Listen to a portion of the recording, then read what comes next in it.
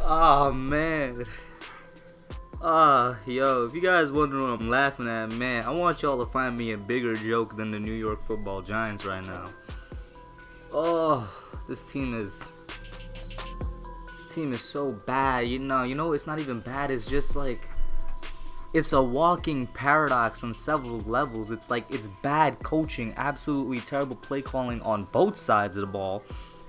But then it's also like, you can't really blame the coaches because our talent level is in the gutters. You know what I'm saying? It's really in the gutters, except for like Saquon, maybe Ingram, maybe Lorenzo Carter. Like, oh Jesus. So it's like terrible play calling. So you can't blame the players too much, but at the same time, the players are so bad that you can't blame the coaches for calling some, simple plays. But Jesus, oh man, I was, call me a homer, call me a little bit delusional and whatnot, but I was really watching this game to the very last offensive snap in the half. It's like just in hopes that something will happen. We got, shout out to special teams, except for that Aldrich Rosas kick, which at that point I knew the game was over, man. I'm telling you right now, when Rosas missed that kick, he was the second best kicker in the NFL last year. You could argue the best. Only missed one kick last year. When he missed that chip shot, it was like everything went wrong at that point, because that was a drive where the defense or the special teams got the Bills on a 99-yard drive. They still got down there, still got a touchdown. Our defense was still playing like Swiss cheese, no change since last week. Josh Allen picking up where Dak Prescott left off. But our offense somehow took a step back. Offensive line is still playing well. Saquon is still playing well. Special teams, it improved in the return games and in the coverage. I don't know what happened with Rosas, but man, our special teams is good. Nice coverage. Great return by TJ Jones, channeling the power of Victor Cruz there with the number 80. But, and right now they're showing the replays on TV, it's at half. They showed both, like, the two untouched touchdowns. One by Devin Singletary and one by some other dude whose name I don't know, where the defense just let them walk in to the end zone. And then, of course, we got a little bit of momentum, and Eli throws a pick. And I could only defend him so much, but this right here, it was a tipped pick, tipped at the line by Ed Oliver and then picked off by another defensive lineman for the Bills. So it's like, it's one of those, it's not like one of those Eli picks, but this is something I've seen happen to him more than any other quarterback in the NFL, and that's like passes being tipped into the hands of defenders. I just haven't seen that happen to anybody else more than it's happened to him. Our receiving core looked exactly like what it was out there, second string dudes. There were a couple of drop passes, one in the red zone by Benny Fowler that would have gotten us a first down and put us at first and goal. Couple of overthrown balls, some more drop passes. Like, our receiving core, we're literally down all of our starting receivers. And so they look exactly like what they are. They look like second string dudes out there, nobody really stepping up. Man, that last drive was really, like the heart wrencher, man. We had some momentum. I don't know what to say, guys. I'm gonna be honest with you. I don't think somebody's gonna be gone. Somebody's got to be gone. Somebody's gonna be the scapegoat, or they're gonna get sacked. They're gonna get their job. They're gonna be in the unemployment line. You know what I'm saying? Because somebody's gonna take the fall for this. Obviously, first guy up would be Eli, and if they do put Jones in this game with like a good amount of time left, we're not seeing Eli again for the rest of the rest of the season. Because once Jones goes in there in this game, he's not coming out. I'm telling you guys right now. Shermer, once again, his play calling didn't really improve. I mean, that's evident by the score. Yeah, he ran Saquon a bit more. But up until really those last couple of drives where the offense still didn't do anything, his pass, the calls that he's putting out there for pass plays are still really simple. Betcher, if there is a bright spot on the defense, I do like how Lorenzo Carter is performing. He has, I think, like 2 sacks on the game. or maybe 1.5 or whatever you want to call it, he has been getting good pressure, not constant, not consistent, but good pressure every now and then. Marcus Golden, I would say the same thing for had it not been for that stupid neutral zone infraction call. But Lorenzo Carter is quietly like our best player on defense. Our secondary is still absolute trash. I'm saying it right now, y'all. Trade either DeAndre Baker or Janoris Jenkins and a 2nd or 3rd round pick for Minkah Fitzpatrick. I won't be mad. That's the move to go. Minkah Fitzpatrick is a great safety and a great versatile defensive player that could also play outside and slot corner. That would be a perfect fit for the Giants. And at this point, what do you have to lose? Whether it's Jenkins or Baker, I really don't care. You know what I'm saying? Betcher, make that move. Gettleman, make that move. Speaking of Betcher, his play calling did improve. But at the same time, I'm seeing so many zone reads out there, which is why these receivers are catching the ball wide open that I'm like, alright, so you laid off the blitzing, but it seems like you just don't know how to call a game at all because everybody's wide open. And it goes back to what I said at the beginning. The team is a walking contradiction. Maybe if we had a bit more talent on the defensive side, people won't be so wide open. So I don't know who to blame, but somebody's going to take the fall, and it's going to go in disorder, guys. It's going to go Eli, Betcher, Shermer. Because for some reason, I think the Giants organization likes Shermer, and I think they would keep him around for the fact that Jones is his quarterback. He's the guy. Him and Gettleman, they're the ones who picked Jones, so they're going to keep him around for that. But Betcher might be gone by the bye week, and I don't know what to say. I do not see us salvaging this game at all. Really don't want to start 0-2, but that's how it's going. That's how it's going. If there's any way we come back in this game, it's going to be the special teams somehow still getting great, plays on their end. The defense needs pressure because I'm not asking anything from this terrible secondary anymore. My hopes are completely down on them. I still think they're going to improve as the year goes on, but I'm not asking anything from them yet. But if we can come back in this game, get some type of defensive stop some way, keep the ball with Saquon, and make some better pass balls. What do you want me to say, guys? I'll be back.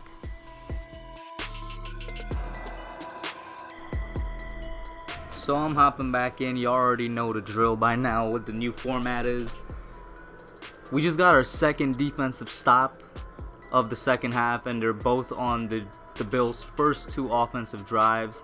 I'm going to tell you right now, this defense is playing a lot better, particularly the defensive line, as I asked, because I don't expect the defensive secondary to play any better, but I have so much faith in our line, and they're playing way better. We got that sack, which also should have been a strip fumble. I don't know what the refs are doing on the first drive.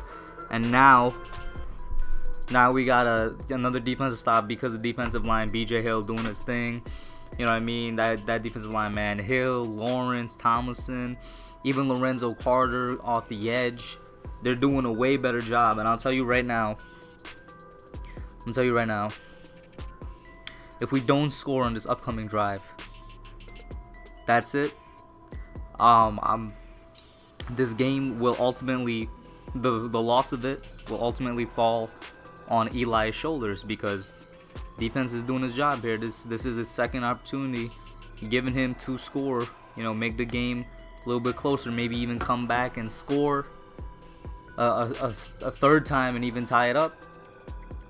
Because right now they're doing their job, giving him an opportunity, and it will fall on his shoulders in the end if the defense continues to get stops and he continues to not generate anything, even if ultimately players around him aren't doing anything either. But that's what your quarterback is there for. There's a reason quarterback is the highest paid position in football. So I'll be back, either when things get interesting or at the end of the game to give my little mini rant. Okay, so there's like 4:51 left in the fourth. The whole reason I didn't even come on and record anything for when TJ Jones had that great touchdown catch, is because I needed to see them tie up the game before I came on. Don't like false hope at all. The offense, man, you know what? I'm going to say this right now. This loss is on the offense and on the shoulders of our quarterback. And it hurts me.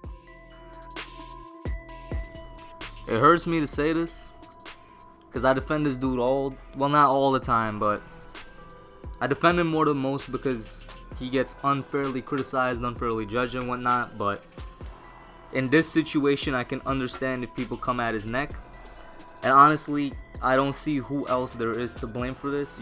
You can go by the defense, and I would agree with you if it wasn't for two things. Coming into this game, number one, everybody knew the defense was a problem. Everybody knew the defense was trash, Swiss cheese, as Bad Dog and the Entertainer says. By the way, go over to their channel, sub them up. Great Giants YouTubers. I was watching the live stream alongside the game. But as they say, the defense was Swiss cheese. It is terrible coming into this game. Everybody knows that. So what does that mean? Our coaching staff should have planned around it.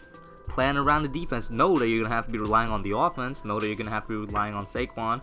Know that you're going to have to, call some different defensive looks and plays. But they didn't execute that properly, so I can't put it on the defense. And also, they had a way better second half. I'll say a good second half compared to the absolute terrible first half. And honestly, the game was lost in the first quarter. In the first half. You know what I'm saying? When the defense had that great surge in the third quarter, 3 stops in a row, the offense and Eli should have taken advantage of it, but they didn't. And I'm not putting all of the blame solely on the shoulders of Eli. That's why I said the offense. I'm still putting some of it on play calling, because except for that one touchdown drive with TJ Jones, pass plays were absolutely terribly designed and terribly executed. So it's on multiple people. But the fact remains, you had 3 stops, 3 chances to try and do something. And I'm noticing too, where's Evan Ingram? We aren't using Ingram at all. And wow, as soon as I say that, guys, I'm looking at the TV. There was just a bomb to Ingram. I don't know. Anyway, but underutilization of certain players. The refs are absolutely cheating us. I won't say they lost us this game, but they certainly affected it with the non-call on Cody Latimer. He's now in concussion protocol. We're down to literally third-string receivers, and they're playing exactly like that. There was a non-call on a defensive lineman on Kevin Zeitler. Zeitler came up holding his shoulder because of the way the defensive lineman tackled him. I think it was a late hit, no call there. There was a late hit on Saquon, no call there. There's a bunch of no calls and a bunch of stupid calls. The stupidest one being that one on Dexter Lawrence, which basically gave the Bills the game-sealing touchdown, in my opinion, even though there's like 4 minutes left here.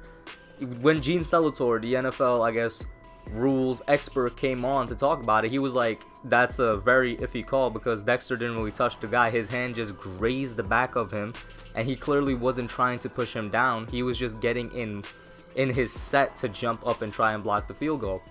So, the refs ain't doing too good of a job here. And the defense, given what we know about them coming into this game, performed well. Alright? Still secondary. That secondary is still bottom of the barrel. There should have been 2 picks on tip passes from the defensive line. And the defensive line finally playing as they should, really good. But the offense failed to capitalize, and multiple times. You could argue throughout the entire game, the offense failed to capitalize. Eli failed to capitalize. Shermer failed to call any type of good plays. And as a result, whether it's fair or unfair, just or unjust, trust me, guys, we're going to see Daniel Jones come at least by Redskins. I don't know if we're going to see him next week. I wouldn't be surprised if we see him next week, but man, you could put money on seeing Daniel Jones week 4 at home against the Washington Redskins, because that's the way this is going. And I'm truly sorry for anybody on this team and fans, because like you could hear in my voice, I'm like emotionless. I'm just so done with everything, man. And Eli chucks up a great bomb that is intercepted by the Buffalo Bills. So yeah, what am I saying, guys? What am I saying? And I feel bad for this dude, because he's a Hall of Fame quarterback. He's the greatest quarterback in Giants history. He is going to be, he already is one of the greatest quarterbacks in NFL history, in my opinion. You don't do what he did. 2 Super Bowls, 2 Super Bowl MVPs, lead every single passing category, top 10 in every single passing category in NFL history. You don't do that without being one of the greatest to ever play, but he's not going to go down as that, because his last 3 or 4 years just were terrible. He had the biggest drop off of any quarterback, and that's just how it is. Take it how you want to take it, guys. But that's basically my recap, man. I mean, I don't even know if I'm gonna do anything after the game, but that's basically my recap, man. So yeah, the game finally ended. That's basically all I really gotta say, man. Let me know what you guys think. I maintain that the reason we lost is because the offense and Eli couldn't execute. And that's it. I'm not gonna say this dude is terrible or he sucks, because he's not, but he can't do anything at this point in his career with the talent that he has around him and with the play calling. And yeah, man, this was definitely a loss that is on his shoulders. We might be seeing Daniel Jones next week, but I'm still saying Redskins. Leave your comments down below. Let me know what you all think. I'm out. Alright guys, thanks for watching. Put your comments down below. Make sure you smash that like button, subscribe, and turn on post notifications. Until next time, I'm out.